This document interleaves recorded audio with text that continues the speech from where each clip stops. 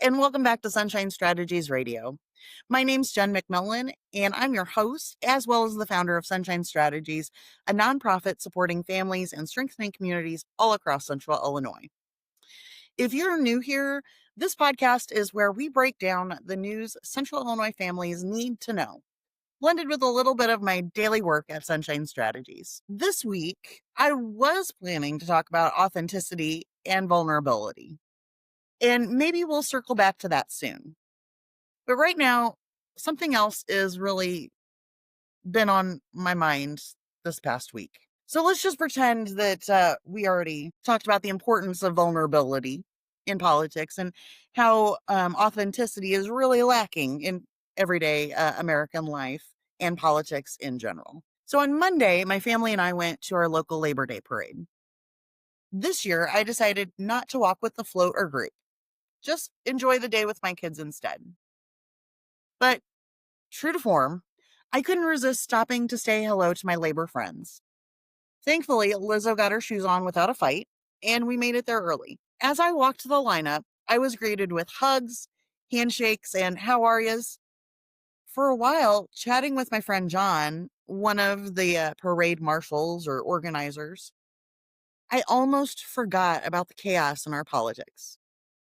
Almost. Because about that time, a Republican candidate showed up. He was lost looking for his float, and we pointed him to the right spot. The very last float, fittingly. As he walked away, I asked John, were the Republicans actually brave enough to sign up this year? Now, it's a question I've asked in my head plenty of times, but this was the first year I had said it out loud. And can you blame me? The grand old party, the Republicans, have spent years making life harder for working families. From pushing right to work laws, blocking health care and family supports, and holding raucous town halls they won't even show up to. It's a question I've asked in my head plenty of times, but this was the first year I'd said it out loud. And can you blame me? The GOP has spent years making life harder for working families, pushing right to work laws, blocking healthcare and family supports, and not even showing up to the town halls recently held to figure out what the heck they're doing out in Washington. And yet, there they were, riding along to celebrate Labor Day. I'll be honest. Part of me wanted to track down my elusive Congress critter for answers. Another part of me wanted to find some stale candy to chuck at their float. My family, bless them, reminded me that neither option would qualify as kind. And yet, here I am on Thursday still angry, because it is insulting to see the people who have fought tooth and nail against workers' rights parading as if they're cloaked in the honor of the labor movement. That's not irony, it's hypocrisy. But here's the truth I had to remind myself of. The parade doesn't belong to them. It belongs to the people who march on their own 2 feet. The ones who build, repair, deliver, and teach. The ones who keep this nation alive every single day. Republicans may ride on a float for a photo op, but the dignity of labor is not theirs to borrow. It's eternal. So here's my question. Should political parties who don't stand up for working families even be allowed in parades celebrating the American labor movement? Maybe it's time for organizers to take a stand. Nothing heavy-handed, of course. Just a simple agreement that participants affirm a commitment to honoring labor, the labor movement, and working families.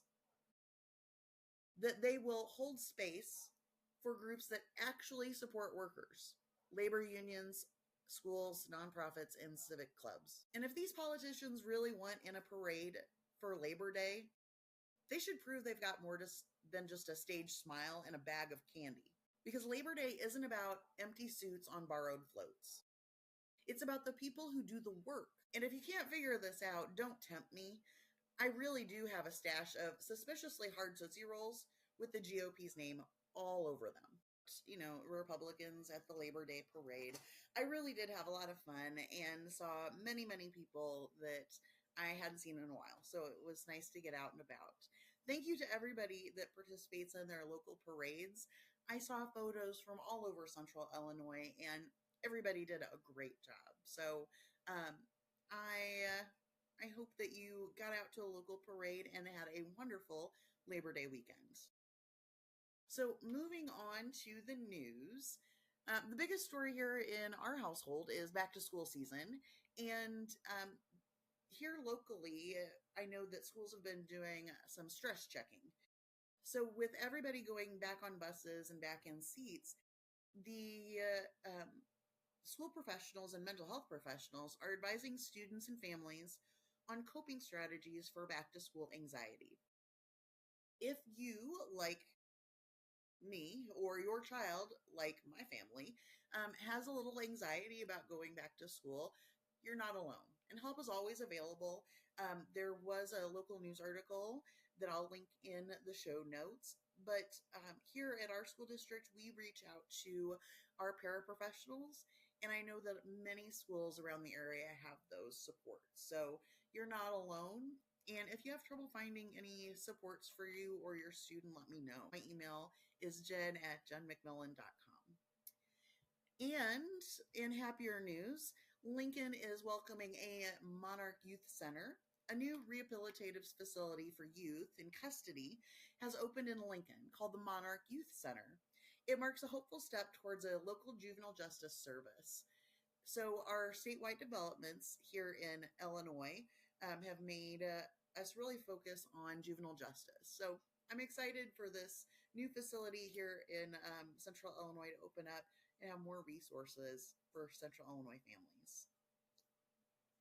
And if you are pregnant or have someone in your life that is pregnant, you might want to know about our newest Illinois law that helps premature infants here in Illinois.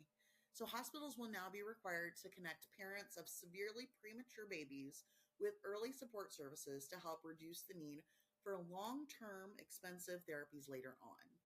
A great move here in Illinois, and something that we're always looking out for is how to protect young families. Um, and another hot topic nationally are supports for LGBTQ plus families. And I'm really happy to announce that here in Illinois, launching on August 25th, so this is already up and going, is Illinois Pride Connect, a free statewide legal helpline offering support in both English and Spanish for LGBTQ plus folks dealing with any healthcare discrimination, housing, ID issues, or benefit issues. So make sure to Google that if that is a service that you or a friend could benefit from.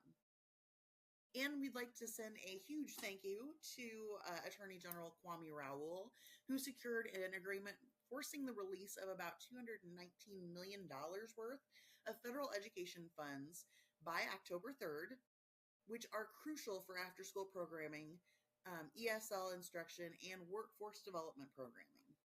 That was withheld by the Trump regime, and we're excited to see that that finally comes to Illinois. And to kind of circle back to an issue that we talked about earlier this last month, both Bill Daley and Rayla Hood, both veteran politicians here in Illinois, are leading a bipartisan push for an independent commission to manage legislative redistricting. That would mean less political gerrymandering and more fair play. So that is an article from the Illinois Newsroom. Make sure to Google that one if that's something that you were interested in. We'll probably be following that story as it develops. And for a more national and federal spotlight, Illinois leaders are pushing back on Donald Trump's proposed National Guard deployment. President Trump floated this idea of deploying the National Guard to Chicago. I know everybody's kind of paying attention to that story here on Thursday as I record.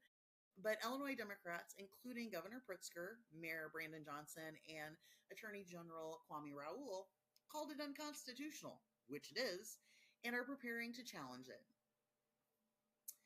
And I would like to do a quick shout out to Congresswoman Bazinski. She has been super busy.